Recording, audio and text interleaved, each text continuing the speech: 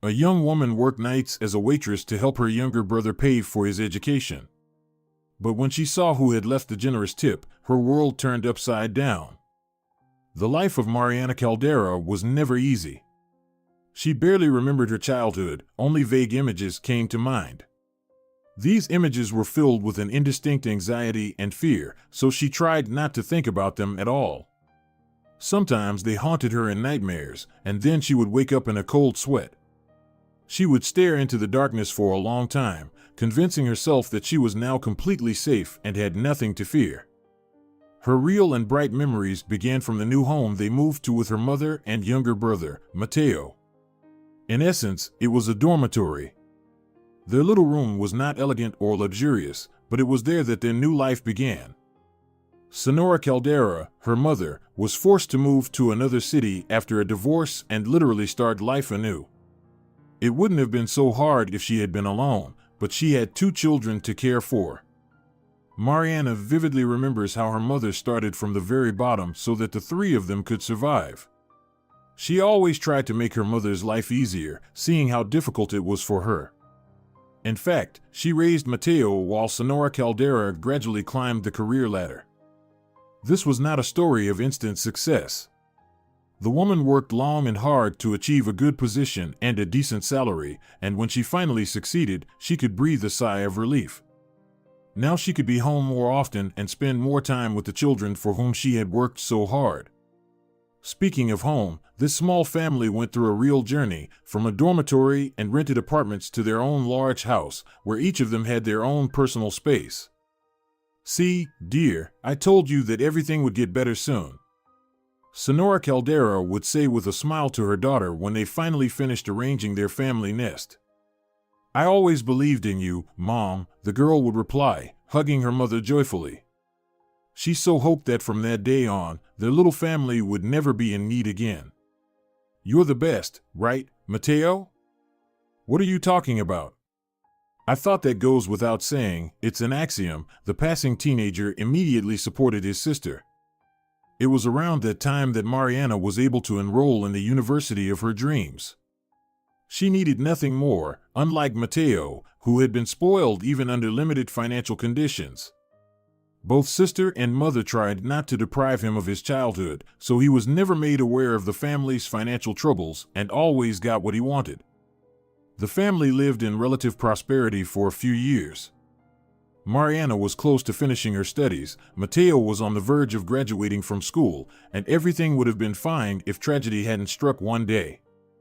Sonora Caldera was hospitalized. Everyone thought it was just exhaustion, but the reality was far more terrifying. It was cancer.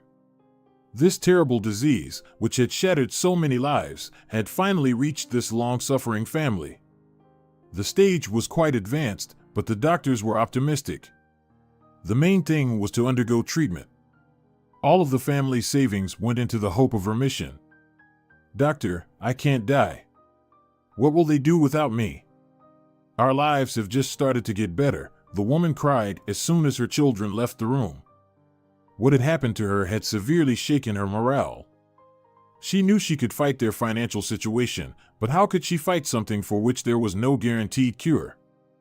"We will do everything we can to help you, but you must understand that your illness can be unpredictable," her doctor replied sternly. The man had long developed the cynicism typical of his profession, but somehow this woman and her children had managed to touch his heart. At one point, Sonora Caldera felt better, and she even returned home from the hospital, but unfortunately, this period did not last long. A sudden deterioration, attempts to stabilize her condition using money set aside for Mateo's education, and ultimately, her inevitable death. She faded away in just a few days. Before she died, she managed only to call her sister, with whom she kept in touch. The woman begged her not to abandon her children to their fate. She was terrified of the thought that after she was gone, they would be left on the fringes of life. The news reached her children early in the morning. Mateo immediately locked himself in his room, not wanting to show his tears even to his sister. As for Mariana, she wandered around the house like a shadow, trying to pull herself together. She knew she needed to do something, but what? What do children do when they lose their mother? Mariana was disoriented and almost unaware of what was happening until she saw her mother in the coffin. It was at that moment she realized she was now an adult because up until then, Sonora Caldera had done everything she could to prolong her childhood. Throughout the funeral ceremony, she clung to her equally pale brother like a lifeline. The young man tried his best to be her support during this difficult time, but he was barely holding on himself. It was terrifying for both of them to see the coffin being lowered into the ground and then buried. Terrifying and unnatural. That day, they buried their mother, along with all their shared dreams of a happy future, their plans, and their hopes. Mariana came to her senses only when she realized that no one else was left beside the fresh mound of earth but her. This triggered a new wave of hysteria. "Mom! Mom, don't worry," she sobbed, kneeling by her mother's grave. The girl tried to pull herself together, but she just couldn't. "I promise you, I will be as strong as you were. And I will always take care of Mateo, no matter what it costs me. I swear." But how could she keep that promise when she knew she would never be granted guardianship of Mateo? At that moment, Mariana didn't think about it. At that point, it was her only anchor, keeping her tied to this life. Just a few hours later, she learned that her mother had taken care of that too. Aunt Delfina had patiently waited for her niece to regain her composure, and then, making sure the girl was listening, she told her about Sonora Caldera's last wishes. Mariana refused to leave the house, arguing that she would soon find a job and support herself. She also wanted to keep Mateo with her, but by law, he had to live under the same roof as his guardians. She had to come to terms with this. However, the girl managed to get a few days to pack up all of Mateo's belongings. Delfina understood that it would not be easy for the children to part after the nightmare they had been through, so she gave them 3 days. Meanwhile, she and her husband prepared a room for Mateo. On the first day, the brother and sister couldn't find the words to say to each other. For some reason, it suddenly felt awkward. They just packed their things into boxes, exchanging brief, almost obligatory phrases. It wasn't until the afternoon that they realized they would soon be going their separate ways and wouldn't be able to see each other as often. The dam of words and tears burst. They talked and talked, discussing the past, remembering their mother, and making plans for the future. "You can always call me and share anything, even if something happens in the middle of the night," Marianne assured him, squeezing his hand. "Who else would I call if not you?" Mateo reassured her. He felt a heavy weight on his heart, but tried not to show it. He knew his sister was going through a tough time and didn't want to worry her even more. Their aunt returned 3 days later, as she had promised. She almost burst into tears herself when she saw their red, swollen eyes. Of course, she had expected it, but seeing it in reality shattered her heart. "You're almost an adult," Aunt Delfina said. It pained her to see her niece and nephew clinging to each other, unable to simply say goodbye. "It's not right for you to be shuffled around orphanages. Your mother thought the same, which is why she asked me. Besides, my husband and I don't have children of our own, so it will be nice to have someone to care for." "Thank you so much," Mateo said sincerely. He hugged his sister tightly, knowing they would be apart for a long time. "As soon as I get back on my feet, I promise to help him and you too," Marianne vowed, stroking his hair like their mother used to. But their aunt waved her hand dismissively, saying Marianne needed to focus on herself, especially since she didn't want to go with them. They could take care of Mateo themselves.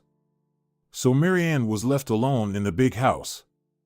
She wandered through the rooms again, reminiscing about the good times and thinking about how many more they could have had if their mother hadn't died. She was so young, she could have lived so much longer. Maybe she would have even found a good man, and they would have had a complete family. So many what ifs flooded Marianne's mind until she forced herself to shift her focus. These thoughts only hurt more, so she needed to push them away. She needed to think about more practical matters. For example, why did she need such a big house all to herself? At first, she thought about selling the house and buying something smaller, using the remaining money to live on until she found a job, but she changed her mind. This wasn't just her house, it was Mateo's too. How could she sell it and leave her brother without his inheritance? Don't even think about selling or trading the house, scolded Marianne's best friend, Deborah, whom she had turned to for advice. What else can I do? How can I manage such a big house on my own? Marianne sighed. And I need money. It'll be a while before I find a job and get paid.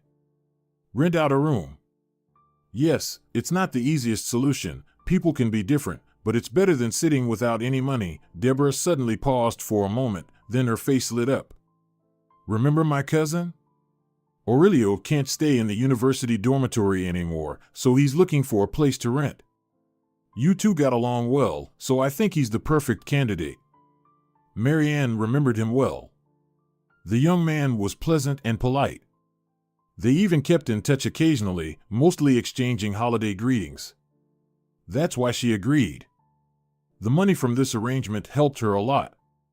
As a young woman who had just finished her studies, it was difficult to find a job, but she never gave up, remembering that her mother also struggled when she first moved to the area. This gave her confidence and strength not to give up. She and Aurelio became close friends, almost like kindred spirits. Sometimes they would talk all night until morning, sharing the joys and sorrows that adult life had brought them. I've experienced the loss of a loved one too. My parents are still alive, thank God, but my grandmother passed away 3 years ago. Of course, it doesn't compare to your pain, but I can imagine how you feel. Aurelio did his best to show that she wasn't alone in her grief. Don't downplay your loss. If you're talking about it, it means she was important to you, right? Marianne smiled slightly at him. In his presence, the pain seemed to ease. Yes. You could say she raised me. Mom was busy with her studies at first, then with work. I don't blame her, she did it for me, but my grandmother was like a mother to me, he said, closing his eyes. It wasn't hard for him to talk about it, he had processed his grief long ago. Now, only a gentle sadness remained in his memories. Being around Aurelio made things easier. She even managed to enter her mother's room without breaking down in tears. For her, that was a victory. It was there that she stumbled upon a small jewelry box. Marianne was surprised by the discovery. She had thought that all of her mother's jewelry had been sold to pay for her treatment. From that day on, she always wore a pendant that Senora Caldera had bought to celebrate getting the job she wanted. For some reason, Marianne didn't want it to just sit and gather dust. Her mother loved it, so it shouldn't just be stored away. So she continued with her life. She went to work, paid the bills, and occasionally went out with friends. The pain was still there, but she had learned to live with it. Yes, it was hard, but she wouldn't have been her mother's daughter if she had been weak. She didn't forget about Mateo either. They regularly spoke on the phone and saw each other on weekends when possible. Marianne missed her brother terribly, but she knew he was better off with his new family. They could provide more for him than she could. Her opinion changed when it was time for Mateo to apply to university. During one of their calls, her brother seemed upset about something, so Marianne had to coax him for a long time to get him to talk about his worries. No one's mistreating me if that's what you were thinking. Aunt Delfina and Uncle Gennaro are wonderful people, really, he assured her. Then what's the problem? She asked, her voice full of concern. She knew her brother's character well. He wouldn't get upset over something trivial. You see, they earn less than Mom did in recent years. They also help their parents financially. They can afford to pay for my university, but not the one where we plan to apply with Mom. That's what's bothering me. She wanted me to study where she did. Don't worry about it. I'm sure we'll find a solution, she tried to reassure him. After saying goodbye to her brother, Marianne began searching the house, hoping to find anything that could help financially. Maybe she had missed something? Aurelio helped her, but it was all in vain. All the bank cards they found were empty, and she couldn't bring herself to sell the few pieces of jewelry her late mother had left. That seemed too sacrilegious. What do I do now? She sighed in frustration. My income isn't enough to cover his education. Maybe you shouldn't beat yourself up so much." Aurelio placed a comforting hand on her shoulder. He couldn't bear to see her so desperate. "He'll still get an education." "You don't understand." Marianne was almost in tears from helplessness. "I swore to help him, but what have I done? I didn't get custody. I can't pay for university. What kind of sister am I?" "You're a wonderful sister." Worrying about him so much, he tried to reach her, as he usually did, but this time something went wrong. He couldn't manage to distract her from the situation. Over the next few days, Marianne frantically searched for side jobs that would work well with her main job. But none of them were suitable. The pay was just too low. All of this drove her to despair. She couldn't understand how people found second or even third jobs with decent pay. Maybe she was looking in the wrong places? Or maybe others were involved in something illegal. She didn't want that for herself. Or perhaps she just wasn't desperate enough to grab onto anything just to survive. Aurelio advised her to reach out to Deborah. Deborah always had various side jobs that she took up whenever she wanted to buy something expensive. And he was right. How had she not thought of it herself? She knew that her friend had a lot of ways to make money. Wasting no time, she called her. She didn't mention why she needed the money, fearing that Deborah, like Aurelio, might try to talk her out of it. Deborah listened to her and asked for some time to think about where she could find a good opportunity, saying she would also call around and see if anyone was hiring. Mariana promised to wait and hung up. About 10 minutes later, Deborah called back with a single option, a waitress at a nightclub. "Are you serious?" the girl exclaimed. "That place is full of shady people." "Just listen to me first," her friend interrupted. "It's a good place, upscale. They don't let just anyone in. The pay is good, plus tips on top. Besides, the security is excellent. If someone tries anything, they'll get kicked out immediately. Just go for it." Mariana promised to think about it before making any decisions. She spent a long time weighing the pros and cons, consulting with Aurelio and listening to her own feelings. Could she handle something like this? Especially considering she hated large crowds. Yes, she was an introvert, but could that really stand in the way of her desire to help Mateo? After all, by helping him, she would also be fulfilling her mother's dream, and that was clearly worth it. That's why she decided to go through with it. She called Deborah back and asked for the nightclub's number. But Deborah replied that she would have to go there in person to negotiate, and she offered to accompany her, saying that with a recommendation from a former employee, she would definitely be hired. Mariana was grateful to her. She had been nervous even during the interview for her main job, let alone for a side job in such a specific place. With Deborah's help, everything went smoothly, and she was scheduled for her first shift the very next night. Not everything went smoothly right away, but the girl didn't give up, constantly reminding herself why she was doing this. Thoughts of her family gave her strength as she got used to her new routine. It was not easy for her at all. She almost fell asleep during the day, receiving reprimands from her main job. She had to practically live on coffee and energy drinks just to function. It was so difficult that sometimes she would go to the bathroom not out of physical need, but just to cry. If Mariana had been weaker, she would have definitely given up and reconsidered her plans, as it was causing her immense psychological stress. But when she saw the substantial tips, which were on top of her base pay, she realized it was all worth it. She would gather the money for Mateo faster. Her brother had no idea what his sister was doing. She told him that while cleaning their mother's room, she had found a hidden stash of money, which would be enough to cover his education. So, she would just give him the money as needed for tuition.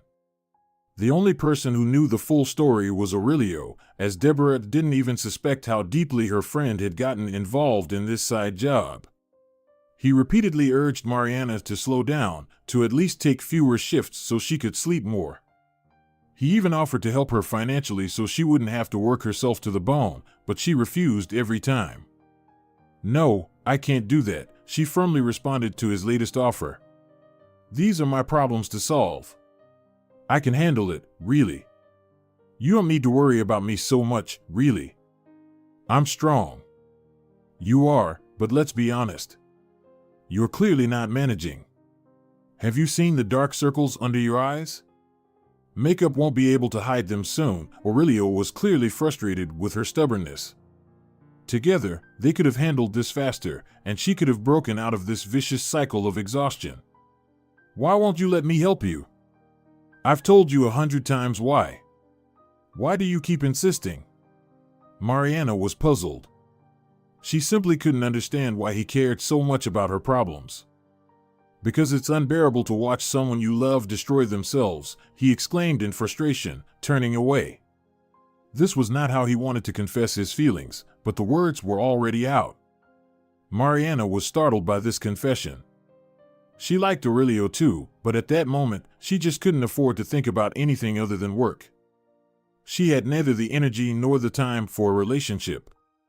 I won't pressure you, he quickly added, seeing how her expression changed. I understand perfectly well that this is unexpected for you. They had to put the topic aside for better times. Mariana promised to discuss their feelings once she had saved up the necessary amount, and the young man had no choice but to agree. He knew very well that she wouldn't back down from her goal, and if he was honest, he admired that about her. He just hoped that the nightclub job would end soon. The money for the first year of tuition was gathered by the time Mateo turned 18. Mariana wouldn't have been herself if she had only shown up at his birthday with that money. Only she knew how much she had to save on everything possible to also give him a brand new laptop as a gift. Sis, you shouldn't have. He was even flustered to see that the gift was not cheap at all. My old laptop still works fine. So what? I can afford to spoil you sometimes, Mariana lied, hoping she didn't look too exhausted. It'll be useful for your studies too. Mateo's excitement was the best reward for her. The goal justified all the efforts. Seeing his smile, she felt filled with the strength to keep going further and further. But that energy didn't last long. After about 6 months, Mariana began to notice that she was struggling to even get out of bed, and nothing brought her joy like it used to. From a healthy, positive girl, she had turned into a shadow of herself. On her rare days off, she preferred to stay in bed. She craved peace, and most of all, silence. She had gotten used to the noise at work, but it still made her uncomfortable. Aurelio tried to take her out for walks, but he quickly realized that it didn't give her any sense of rest, so he gave up. After all, living in constant stress isn't healthy for anyone. And with chronic sleep deprivation on top of it, Mariana sometimes didn't even notice how time was flying. Days, weeks, and sometimes even months blurred into one endless Groundhog Day from which there seemed to be no escape. Aurelio was still there, supporting her. One day he offered to help again, but the girl just snapped at him. Please, stop this, she yelled. You know very well that I won't agree, and you still offer. It just makes everything worse. I can handle it. I'm not helpless. Okay, he raised his hands in a gesture of peace. Just calm down, please. I hear you, I won't do it again, I promise. Thank you, she closed her eyes. The brief burst of anger gave her a headache. After that, he simply stayed by her side in silence, trying to provide the exhausted girl with as much comfort as possible. He even took over all the household chores so she could sleep longer. And yet Mariana sometimes wondered if it was all worth it. Especially when she noticed that her beautiful long hair was horribly split and looked like straw without proper care. At both of her jobs, she usually tied it up in a bun, which wasn't good for it either. Her once healthy body had become thin and worn out. It was a real shock to her. If before she just felt tired, now she clearly saw the consequences of exhaustion. The first time she found almost a handful of hair on her brush, she was horrified. She couldn't help but think of her mother after her first chemotherapy session. It took her a long time to calm down. Sometimes she wanted to give it all up when apathy overwhelmed her. Was it worth it to push herself so hard? Would she be able to recover from such a life, or would she just ruin her health? She had no answer to that question. Moreover, she was terribly afraid of it. What if all the changes in her body were irreversible? What if she got seriously ill? How would she cope? What if she died? Mateo would be left all alone. How would he handle that? All these questions swirled in her mind, giving no peace to the already exhausted girl. In addition to energy drinks, she also started taking tranquilizers because without them, panic would overcome her time and again. Her condition was becoming increasingly unstable, which frightened her. Could it really go on like this? After all, she had once already been on the verge of quitting. She almost entered her boss's office when an image of her mother flashed before her eyes. Mariana knew how hard it had been for her mother, but she never allowed herself to give up or settle for less. And if her mother didn't give up, Mariana felt she had no right to either. That's why she never went through with it, and to punish herself for a moment of weakness, she took on several additional shifts, depriving herself of rest entirely. For nearly a week, she barely made it home, running from one job to another. Yet, she still managed to check in with her brother to get the latest news, and she even sounded quite cheerful. If you didn't see her in person, you would never believe how exhausted she really was. Mariana had become an expert at masking all signs that she was far from okay. Mariana herself didn't know where she found the strength not to collapse from exhaustion, but she believed that her late mother was helping her. And if that was the case, she was sure she could get through it. Besides, it was only temporary, wasn't it? She would save up the necessary amount and return to her old life. But would that old life still exist? Would she be able to stop? Would she find a reason to keep pushing herself to the brink in the name of supposedly noble goals? Would her psyche recover? It was holding up only because of Aurelio, after all. He was Mariana's lifeline. Even though she hadn't given a clear answer to his feelings, he still stayed with her and tried to surround her with comfort. She could rely on him and share all her worries and thoughts with peace of mind. He calmed her down when she had nervous breakdowns. He cradled her in his arms like a child, reassuring her that everything was actually okay, that it would all end soon, and she would be able to rest however she wanted. He even secretly added small amounts of money to her savings, hoping the tired girl wouldn't notice. Sometimes she did notice discrepancies, but she blamed it on her own absent-mindedness. And she figured it was better to have more than less. "So, when are you going to finish this thankless job?" he asked when they counted the money together, secretly watching her frown as she counted the bills. "Just a little longer. 3 more months and I can stop," Mariana assured him, sleepily rubbing her eyes. "I miscalculated again. There turned out to be much more here than I thought. You wouldn't believe how happy that makes me sometimes. I can imagine. I'm always happy when I find a couple of $100 extra in my wallet. I wish these 3 months would fly by," he sighed, noting with displeasure that she had lost weight again. "You look like a ghost." "I'll paint a face with makeup," she waved him off, not wanting to discuss the unwelcome topic any further. She was also eagerly waiting for the end of her self-imposed drudgery. Aurelio just rolled his eyes. He couldn't stand her nonchalant attitude, but persuading Mariana to sleep instead of taking another shift was a lost cause. That very night, she headed off to her next shift. She was preparing to go out into the hall on autopilot. Every move she made indicated that she was running on automatic and hadn't thought about what she was doing for a long time. With a practiced motion, she gathered what was left of her thick hair into a bun and headed to the tables. The loud music had long since become just background noise to her, albeit occasionally annoying. She used to love this kind of music, but now she would have preferred silence. "Do you live here?" The new administrator stared at her as if he had seen a ghost. "Sometimes it feels like I do," she sighed, adjusting the tray for comfort. The man wanted to say something else, but someone was already waiting for her at one of the tables. He sighed, not understanding why she worked so much. Something seemed off today. Mariana noticed that everything was irritating her terribly. If she had previously been indifferent to the customers, today she almost despised them. Could people really afford to spend such enormous amounts just to have fun for a couple of hours? How could they spend what were sometimes astronomical sums on alcohol? Didn't they have anything better to spend their money on? Such extravagance seemed blasphemous in comparison to people like her.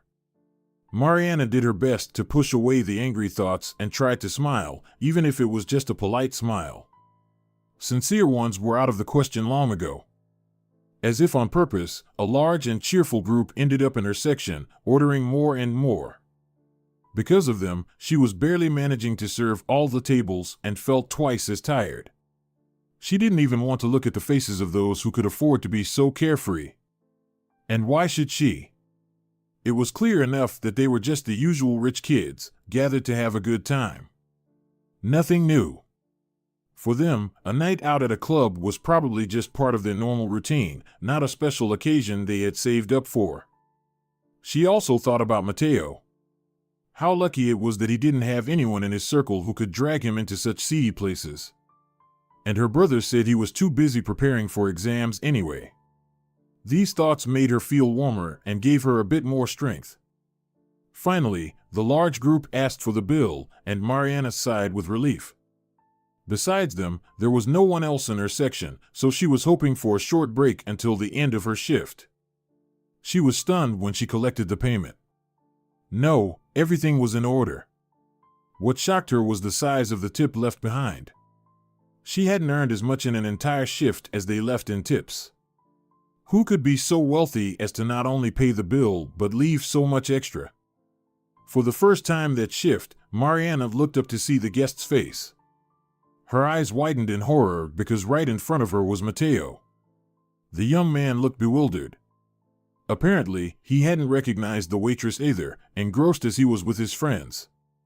She took a deep breath, ready to launch into an angry tirade, but Mateo raised his eyebrows in a pleading way. Mariana understood that he was asking her not to make a scene in front of his friends. She was furious, but she fulfilled his silent request. She simply couldn't refuse him. The rest of the shift passed quietly. The next day she had a day off from both jobs, so she didn't take any extra shifts. She wanted to find out from her brother. Maybe it was all some kind of mistake, and he was just passing the bill to her, not paying it himself. Deep down, Mariana hoped it was all a stupid accident. However, that didn't stop her from bursting into tears in front of Aurelio as she told him about the incident. She felt betrayed and used. The worst part was that it was done by her own brother, the only person she loved unconditionally. And I didn't even take an extra shift for tomorrow, she concluded her story, sniffling. Good for you. You'll get some sleep, rest, and talk to Mateo. Maybe it's not as bad as it seems. The guy carefully chose his words, seeing how much the situation had hurt his beloved. Thank you for being here, Mariana smiled, squeezing his hand. She really appreciated Aurelio and everything he did for her. Despite all the exhaustion and stress, the girl didn't fall asleep right away. She kept thinking about today's encounter with her brother, about what was really going on. She wondered how she would move forward after this. What would her mother say if she knew about this situation? She would surely have found the right words to comfort her, and she would have scolded Mateo. Gently, in her own way, but still. I need to sleep, she mumbled, turning over to the other side. Things will look different in the morning. She woke up well past noon and was surprised to find that she had actually slept well. Not surprising, considering she had gone to bed at dawn and hadn't set an alarm. Her phone's display showed missed calls from Mateo and several messages from him as well. He was asking to meet up, promising to explain everything and begging her not to make any rash decisions, but to hear him out first. After reading all the messages, Mariana sighed. On the one hand, she did want to listen to her brother, but on the other, she simply didn't have the energy for it. Who knows what this truth might be, and whether she could accept it so easily. She put her phone aside and got on with her day.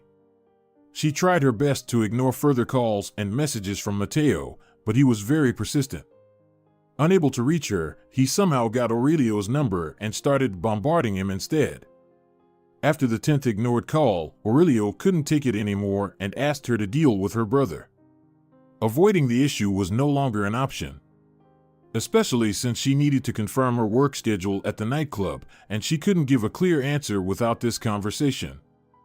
"I'll come over in an hour," her brother's voice sounded quiet and guilty. "Okay," Mariana reluctantly agreed. She was truly scared to see him. What if he was no longer the Mateo she knew and loved? No longer the younger brother she had raised and cared for? The whole time before the meeting, she nervously got herself ready, as if seeing herself in the mirror for the first time. Where had her rosy cheeks and the sparkle in her eyes gone? Where were the beautiful cheeks her mother used to pinch lovingly? How had she ended up in such a pitiful state? And could Aurelio still love her like this, without demanding anything in return? She felt ashamed and sick of herself. Mariana promised herself that from that day on, she would take better care of herself. "Mom wouldn't like the way I look," she said, turning her gaze away from the mirror. She took better care of herself, even in the hardest times, and looked healthier without makeup than I do now. She realized, with a horrible clarity, that she wasn't obligated to do any of this. She wasn't Mateo's mother or guardian. She was just his sister, who was supposed to love him unconditionally and help when she could, not go through hell. How foolish she had been to take it all on herself. Her self-criticism was interrupted by the doorbell. She took a deep breath and went to open the door, mentally preparing herself to hear Mateo confirm her worst fears. They sat in silence for about half an hour, not knowing how to start the difficult conversation. Finally, Mateo spoke. "I need to confess something to you. Honestly, I should have done it much earlier, but I was scared." Mateo winced. It was clear he was deeply ashamed before his sister. "Can you listen to me without interrupting?" "All right," Mariana nodded, nervously twisting a napkin in her hands. "Thank you." Mateo gave her a timid smile and began his story. "I know it wasn't easy for you and Mom with me, and I'm grateful for everything you did for me. That's why, when Mom mentioned that she wanted me to study where she did, I decided to go along with it. To make her happy, at least in that way. When she passed away, I was determined to fulfill her dream at any cost." Mariana listened in silence as he confessed. It turned out that Mateo had indeed enrolled in the university but barely lasted a month there. Every day he felt out of place, so he simply withdrew. He wanted to tell his sister everything, but he thought she wouldn't understand, that she'd be angry and force him to go back. At the same time, his friends, whose families were a bit wealthier, decided to start a business together. He didn't want to be left out, so he couldn't think of anything better than to invest Mariana's money into the project. Things started picking up pretty quickly, so I wasn't worried that the money would go to waste. At this point, telling you was even scarier. You see, you gave me money for education, and I invested it in a business that, at least to you, seemed dubious. And he really didn't know that she had suffered so much to get that money. Mateo had genuinely believed that she had found their mother's hidden savings for his education. It was something Senora Caldera would do, not liking to keep all her savings in one place. Mariana couldn't believe her ears. At first, she really wanted to be outraged that he had dropped out, but then she noticed the fire in her brother's eyes as he talked about the business he had invested in. "There was no secret stash," she said wearily, waving her hand. "I worked like a horse at night this whole time. I convinced myself that I had to get you through school and completely forgot about myself. If I had only known that, I would never have taken that money. I would have found a way to earn it myself. But as usual, I thought everything had been decided for me." By the end of the conversation, they were both crying. It was a special kind of release from their secrets. It was hard for both brother and sister to keep something so important from each other. Even though they hadn't lived together for a long time, they never stopped being the closest people to each other. Mateo told her everything in detail. He hadn't planned to tell her that he had dropped out of school. He had even asked Aunt Delphina not to say anything to his sister. It was hard to keep it all inside, so he was relieved that everything had come out and that he could unburden his soul to his sister. And yet, he was tormented by guilt when he noticed the changes in Mariana. She was so exhausted that he barely recognized her. The realization of his guilt hit him hard. "I'll pay you back every penny, I promise." He squeezed his sister's hand. "The business is doing well, so I'll return everything, I swear." "I believe you, Mateo." She squeezed his hand in return. And in that instant, a huge weight lifted from her fragile shoulders. That same evening, Mariana called the nightclub to quit her job. When she ended the call, it felt as if huge wings had spread behind her back. Mariana was truly free. When she received her paycheck for the days she had worked, she firmly decided that she would spend every penny on herself. That's why she took a vacation from her main job, and she and Aurelio took off for the ocean. She covered most of the expenses herself, as a thank you for the support he had given her. He didn't mind, but he kept trying to pay for things himself. This led to a couple of arguments, which, however, were quickly resolved. It was there, by the ocean, that he proposed to her. They were gazing at the ocean at night. Aurelio got down on one knee, and under the light of a myriad of bright stars, he opened a small but incredibly important box for both of them. She couldn't hold back her tears. Of course, she said yes. How could she refuse the one who had already been with her through thick and thin, the one who had waited for her so long and so faithfully? Of course, she couldn't. From that day on, her new life began, a life much easier than before. She would never forget the path she had traveled and was determined to overcome any challenges fate might throw her way.